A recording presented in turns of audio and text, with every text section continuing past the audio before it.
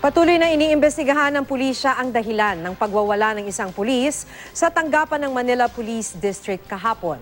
Kabilang sa inaalam ay kung nasa impluwensya ng droga ang nag-amok na alagad ng batas. Makibalita tayo kay Trisha Zafra.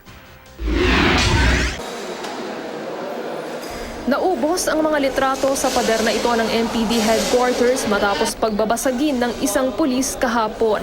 Nagkalat pa ang mga bubog sa hagdan ng datnan namin. Bandang 3:00 daw ng hapon, dumating sa headquarters si PO1 Vincent Paul Solares. Umakyat siya sa hagdan, tumingin-tingin daw sa mga litratong nakasabit, saka biglang pinagkukuha at pinagahagis ang mga ito. He was cursing when he was throwing down the pictures against certain personalities. And then when the duty guard accosted him, he suddenly became belligerent and hostile. So he drew his firearm and fired 2 shots. Agad na disarmahan at naaresto ang 23 anyos na pulis na tumangging magbigay ng pahayag. Walang nasaktan o nasawi sa insidente, pero ipinag-utos na isailalim siya sa drug test. May mga ulat ding natanggap ang MPD na bago ito pumunta sa headquarters, nanggulo rin umano si Solares sa Sampaloc area.